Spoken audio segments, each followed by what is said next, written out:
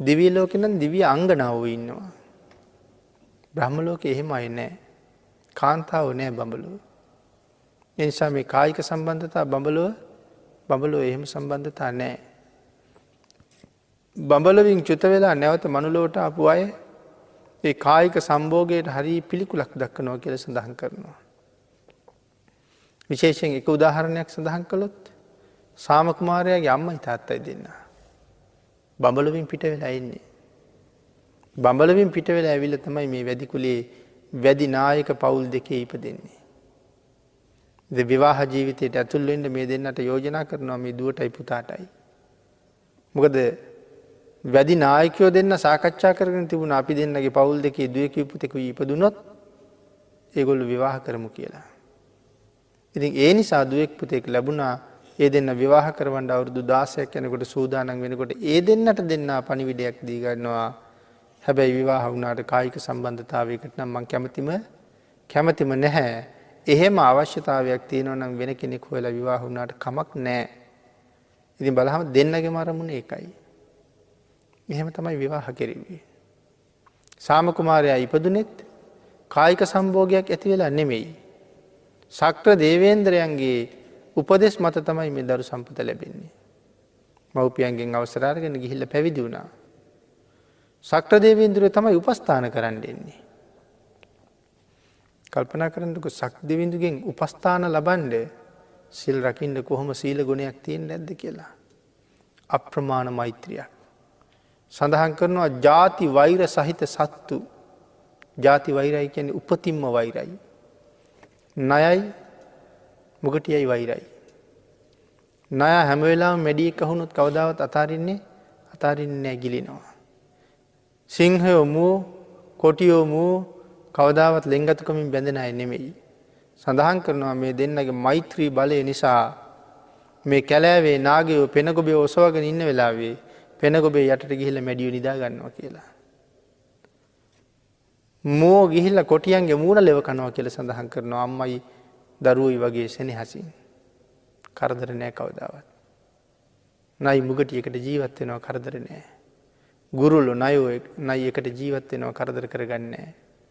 මේ දෙන්නගේ මෛත්‍රියේ බලය. නමුත් සක් දෙවිඳු එක දවසක් උපස්ථානයට ඇවිල්ලා බලනවා මේ දෙන්නගේ අනාගත ජීවිතේ කොහොම වෙයිද මේ දෙන්න වයසට යනවනේ. එතකොට මොකක් වෙයිද? එහෙම බලනකොට තමයි දැක්කේ නුදුරු දවසක ඇස් දෙක මාන්ද වෙනවා. අනාගතයේ දවසක ඇස් දෙක මාන්ද වෙනවා. එහෙම වුණොත් නම් සලකන්න කෙනෙක් ඕනෙමයි. ඒ වෙලාවේ තමයි තාපසතුමා ළඟට ගිහිල්ලා සඳහන් කළේ ස්වාමීනි දරුවෙකුගේ අවශ්‍යතාවය නම් හොඳටම තියෙනවා. ඒ වෙලාවේ සඳහන් කරනවා ශක්‍ර දේවේන්ද්‍රයන්ණනි ගිහි කටයුතු ගිහි ගෙදර ඉඳලා කරන්න තිබිච්ච කටයුත්ත ගිහි ගෙදරදී සිද්ධ නුණා නම් ඔබ හිතනවාද පැවිදි වුණාට පස්සේ වන් දෙයක් වෙයි කියලා. ඊට පස්සේ කාරණාව පැහැදිලි කරනවා. පැහැදිලි කරලා සඳහන් කරනවා කායික සම්භෝගයක් ඇති කරගන්න කැමති නැත්නම් ඊතරම්ම පිළිකුලක් ඒ සඳහා දක්වනවා නම් පාරිකා දේවිය මල්වර වෙච්ච දවසට ඇගේ නාභිය පිරිමදින්න කියලා. ඒ කාරණාව පාරිකා දේවියට සඳහන් කරලා නාභිය පිරිමදිනකොට තමයි නැවතත් බඹලොවින් චුත වෙච්ච බ්‍රහ්ම රාජයෙක් ඇවිල්ලා පාරිකා දේවියගේ කුසේ පිළිසිඳගන්නේ. ඒ තමයි සාම කුමාරයා. ඉතින් බඹලොව මෙන්න මේ වාගේ ස්ත්‍රී පුරුෂ සම්බන්ධයක් නැති නිසා බඹලොවින් චුත වෙලා ඇවිල්ලා ඉපදුනාට පස්සේ ඒගොල්ලෝ ඒකට වැඩි උනන්දුවක් දක්වන්නේ ප්‍රිය භාවයක් දක්වන්නේ නැහැ. ඉතින් එහෙම බොහොම ඉහළ සීලයක් ගුණයක් වර්ධනය කරගෙන ඉන්න අය තමයි එහෙ උපදින්නේ මනුස්ස ලෝකේ ධ්‍යාන ලබා ගත්ත අය. බඹලෝ යන්න බොහෝ වෙලාවට කටයුතු සකස් කරගන්නේ ධ්‍යාන ලබාගෙන ධ්‍යානයන්ගෙන් නොපිරිහි ඉන්න ඕනේ. බ්‍රහ්ම ලෝකෝපගෝ හෝති. මෛත්‍රී භාවනාවේ ආනිසංස 11ක් සඳහන් කරනකොට අන්තිම ආනිසංසය තමයි ධ්‍යානයෙන් පිරිහුන් නැත්තම් මරණයත් සමගම ගිහිල්ලා බඹලෝ උපදිනවා කියලා. බ්‍රහ්ම පිරිස තාම බලවත් පිරිසක්. බ්‍රහ්ම ලෝක කීයක් තියෙනවද? ආයුෂ සඳහන් කරන්න බෑ. කල්ප ගණන් වලින් සඳහන් කරන්න ඕනේ. දිව්‍යයන්ගේ ආයුෂ නම් කෝටි ගණන් වලින් කීවා. බ්‍රහ්මයන්ගේ ආයුෂ කල්ප ගණන් වලින් කියන්න ඕනේ. ලෞතුරා බුදුරු 7 දෙනෙක් දැකපු බ්‍රහ්ම රාජ්‍යත් ඔය බ්‍රහ්ම ලෝකවල තාමත් වැඩ ඉන්නවා. බුද්ධාන්තර 7ක් වැඩ ඉන්නවා කියහම කොයි තරම් දීර්ඝද ආයුෂය. එහෙමනම් මෙන්න මේ බ්‍රහ්ම පිරිස සඳහන් කරනවා බ්‍රහ්ම ලෝක 16යි. රූප සහිත බ්‍රහ්ම ලෝක 16යි. රූප තියෙනවා. මේකේ ප්‍රථම ධාන තලයේ පල්ලැහැම තියෙන බඹතල 3ක් තියෙනවා. එයින් එකක තමයි මේ මහා බ්‍රහ්මය කියන එකේ තමයි මහා බ්‍රහ්ම කියන කෙනා වැඩ ඉන්නේ. මහා බ්‍රහ්මී. මහා බ්‍රහ්ම කියන කෙනාගේ තියෙන ශක්තිය පැහැදිලි කරනවා මෙහෙම. සක්වලවල් 1000ක උපදින මැරෙන සත්වයෝ දකින්න පුළුවන් කියලා. සක්වලවල් 1000ක උපදින මැරෙන සත්වයෝ දකින්න චුතුපපාත ඥානයක්. නැත්නම් පෙර විසු කඳ පිළිවෙල දක්නා නුවණ. උපදින මැරෙන සත්වයෝ දකින්න පුළුවන් සක්වලවල් 1000ක ඉන්න.